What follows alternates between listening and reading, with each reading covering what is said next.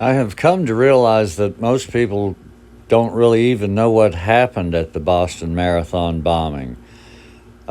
This is the only video that they released of the second site, and it shows the mean old Muslim walking off after he's put the backpack up against that tree. Instead, I'd like for us to watch that guy where the smiley face is. That is, I'll call him Dad. He's the dad of the 8-year-old boy that was blown out into the street and killed. Now, there's the site where the tree is. There's no damage to the tree, nor damage to the mailbox. How is that? So anyway, let's watch Dad. He's supposed to be, he said in interviews that he wasn't there, that he had gone to the concession stand right there. He had gone to the concession stand to get hot dogs when the bomb went off.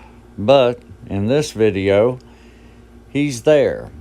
He's going to wrap himself around his 8-year-old son. My question would be the obvious: how did his 8-year-old son get killed? And, he was left unharmed. Well, his answer to that was he was at the concession stand. We're going to watch him go down right there. Boom. So there's dilemma number one. I just want to give you a second look. This time I've edited it and shortened it up, but there's Dad. You can't miss him. I can practically make out his face right there from the interviews. He's looking dead at the camera now. Hi, Mom. And chopped it up a little bit. He's gonna go over to his son in a minute here. Gonna spin around, and when he goes down and wraps himself around the son. So how did his son get killed and he didn't? There's a still of the 8-year-old that was killed. There's his dad over his right hand shoulder. In the bottom right, in that red circle, that is the bomb in the backpack. That's the bomb in the backpack, leaned up against that tree. Should have killed everybody in that area. Let's follow a different man this time. Right there on the left side of the screen, right there. The guy in white. It's not the guy in the forefront white. It's this fella right here. Bang. Let's watch him. Right there. Now, there were 14 seconds in between the two bombs. As soon as Tamerlan set that backpack down against the tree, while we were watching the mean old Muslim and Dad, watch what this guy does. As soon as he sets it down, he decides to take a trip. He hadn't moved much yet, right there. And Tamerlan's moving away right there, and it's time for him to move. See him going? He's turned his shoulders. All this inside of 14 seconds now. It's only 14 seconds between the bombs.